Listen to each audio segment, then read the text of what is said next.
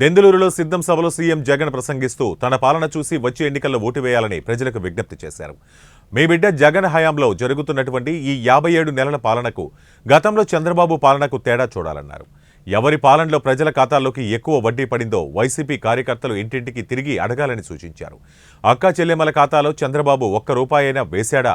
చంద్రబాబు మేనిఫెస్టోలో 10% హామీలు నెరవేర్చాడని సీఎం జగన్ ప్రశ్నించారు.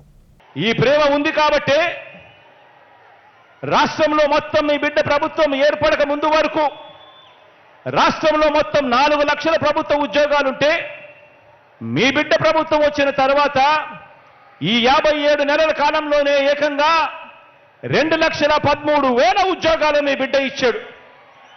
ఇందులో 80% ఉద్యోగాలు నేను నా నా నా నా అని పిలుచుకునే నా చెల్లెమ్మలు నా తమ్ముళ్ళు ఈరోజు ఆ ఉద్యోగాల్లో కనిపిస్తా ఉన్నారు అనంటే ఇది జరిగింది కూడా మీ బిడ్డ ముఖ్యమంత్రి అయిన తర్వాతనే, వైఎస్ఆర్సీపీ పాలన వచ్చిన తర్వాతే అని చెప్పడానికి గర్వపడతా ఉన్నా. అక్క చెల్లెమ్మలకు లక్షాధికారిని చేయాలని, ఆ అక్క చెల్లెమ్మలకు గూడు ఉండాలని ఏకంగా 31 లక్షల ఇళ్ల పట్టాలు, ఏకంగా 31 లక్షల ఇళ్ల పట్టాలు ఇచ్చింది ఎవరంటే, ఆ అక్క చెల్లెమ్మలకు ఇచ్చింది ఎవరంటే మీ జగన్. అందులో 22 లక్షల ఇల్లులు కడతా ఉన్నది ఎవరు అనంటే మీ జగన్. మన వైఎస్ఆర్సీపీ ప్రభుత్వం వచ్చిన తర్వాతే అని చెప్పడానికి గర్వపడతా ఉన్నా.